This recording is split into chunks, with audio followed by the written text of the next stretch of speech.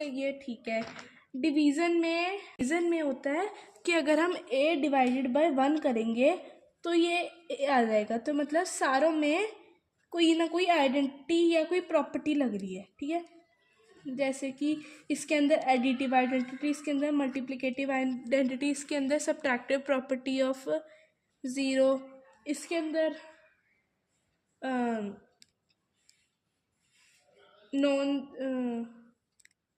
इसके अंदर होते हैं कि मतलब इसके अंदर ज़ीरो का नहीं है, इसके अंदर मल्टीप्लिकेटिव इनवर्स है, इसके अंदर डिवीज़न आइडेंटिटी होएगी आई थिंक। एक और एसोसिएटिव प्रॉपर्टी में एक चीज़ बताती हूँ मैं कि डिवीज़न वाली एसोसिएटिव हो सकती है बट एक केस में कि अगर सारे नंबर ज़ीरो हों। अगर यहाँ पर a b और c ज़ीरो होते तो अगर zero divided by zero divided by zero is equals to zero divided by zero divided by zero, किसी भी ऑर्डर में कर लेते तो सेम आता, ठीक है। डिवीज़न में तभी संभव है अगर वो ज़ीरो हो तो,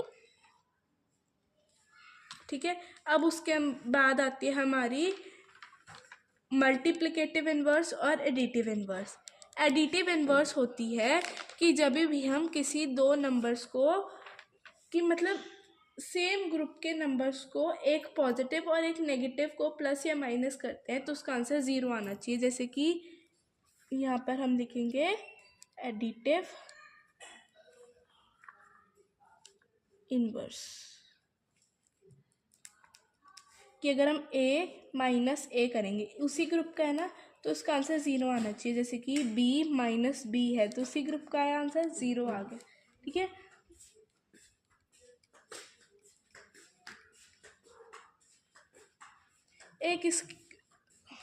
एक इसके अंदर मल्टीप्लिकेटिव प्रॉपर्टी ऑफ ज़ीरो भी होती है। जैसे कि अगर हम नहीं, ये यहाँ पर आएगी कि अगर हम एग्जिस्टेंस ऑफ मल्टीप्लिकेटिव आइडेंटिटी, मतलब वो तो हमने ऊपर कर है मल्टीप्लिकेटिव प्रॉपर्टी ऑफ ज़ीरो की, मतलब अगर हम a इंटू ज़ीरो करेंगे तो ये मल्टीप्लिकेटिव प्रॉपर्टी है। जैसे यहाँ पर सब्ट्रैक्टिव प्रॉपर्टी थी ना यहाँ पर, तो यहाँ पर मल्टीप्लिकेटिव प्रॉपर्टी है, ठीक है। एक ये और ये सेम है, सॉरी बताना भूल गई थी। चलो मुद्दे पे आते हैं। अब आती है हमारी मल्टीप्लिकेटिव इन्वर्स। मल्टीप्लिकेटिव इन्वर्स होता है कि अगर हम किसी भी नंबर को 1 से मल्टीप्लाई करेंगे तो उसका आंसर सेम आएगा। एडिटिव इन्वर्स में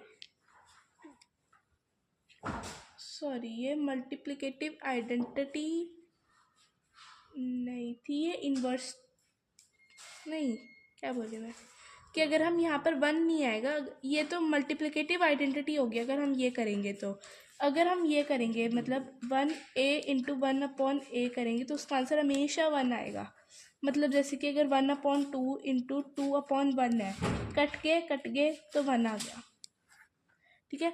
तो यहाँ पर ये हमारी यूज़ होती है मल्टीप्लिकेटिव इन्वर्स। ये हुआ इन्वर्स, ये हुई आइडेंटिटी, ये हुई प्रॉपर्टी। याद रखना है इसे, हो सका तो मैं नोट्स भी बना के दे दूँगी, ठीक है। ये हुई सब्ट्रैक्टिव प्रॉपर्टी, ये हुई आइडेंटिटी, ये आइडेंटिटी, ये मेरे हिसाब से प्रॉपर्टी होएगी, ठीक है। डिवीज़न प्रॉपर्टी ऑफ 1 है ना, यही हो सकता है। उसके बाद हमारी आती है सबसे आसान प्रॉपर्टी जो कि होती है डिस्ट्रीब्यूटिव। डिस्ट्रीब्यूटिव प्रॉपर्टी सब्ट्रैक्शन में भी हो जाती है और डिवीज़न में भी हो जाती है। एसोसिएटिव प्रॉपर्टी क्या होती है, जैसे कि यहाँ पर हमने लिखा a ब्रैकेट b प्लस सी, हमने इसे क्या किया, इसके साथ मल्टीप्लाई और इसके साथ मल्टीप्लाई करा, ए बी प्लस ए सी। यहाँ पर सेम है, हमने पहले वेरिएबल्स के साथ किया था, अब हम पहले वेरिएबल्स के साथ प्लस में किया था, माइनस में किया था, क्योंकि जो डिस्ट्रीब्यूटिव प्रॉपर्टी होती है वो मल्टीप्लिकेशन में एडिशन और सब्ट्रैक्शन के अंदर क्लोज होती है।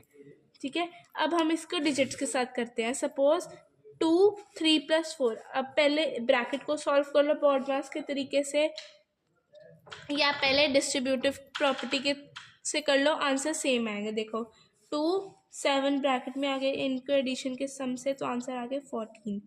यहाँ पर आ गया 6, यहाँ पर आ गया 8, तो आ गया आंसर 14, क्योंकि 6 + 8 14 होता है। अब ये हमारा था डिजिट्स में एडिशन में। अब ये आता है हमारा सब्ट्रैक्शन में। ठीक है, 2। अब 2 5 - 3 क्या बना, 4 बन गया। ठीक है, तो आंसर आ गया 4। अगर हम देखें, हम इसे ऐसे भी तो कर सकते थे कि 10 - 6 4। अगर हम पहले बॉडमास के तरीके से उसे पहले ब्रैकेट सॉल्व करें या उसे डिस्ट्रीब्यूटिव प्रॉपर्टी से सॉल्व करें, दोनों में आंसर सेम आएगा। पर ये वाला आसान होता है, तो ये आपको कई बार ये क्वेश्चन दिया होता है, हमें ये बनाना होता है। ठीक है, डिस्ट्रीब्यूटिव प्रॉपर्टी आपको वैसे दोनों तरीक़ों से आ सकता है, बट ज़्यादातर ये दिया होता है, आपको ये निकालना होता है। व्हेन वी यूज़, मैं आपको मेन बता रही हूँ डिस्ट्रीब्यूटिव प्रॉपर्टी होती क्या है। When we use distributivity, we split a product as a sum or difference of two products. मतलब अगर हम दो नंबर को मल्टीप्लाई करते हैं तो उसका जो प्रोडक्ट होता है, मतलब उसकी जो आंसर होता है, हम उसे प्रोडक्ट बोलते हैं। जो आंसर है वो इन दोनों के मल्टीप्लिकेशन से बने। जो हम मल्टीप्लाई करते हैं हम उसे कैटेगराइज कर दे, प्लस और माइनस में अलग अलग कर दे, तो फिर उसे डिस्ट्रीब्यूटिविटी कहते हैं। जैसे कि इसके अंदर भी हुआ, इसके अंदर आंसर था 14, मतलब 14 प्रोडक्ट है 2 × 7 का। हमने 7 को और 3 + 4 में कर दिया, अब 10 - 3 भी कर सकते थे। ठीक है, तो ये होती है डिस्ट्रीब्यूटिविटी प्रॉपर्टी।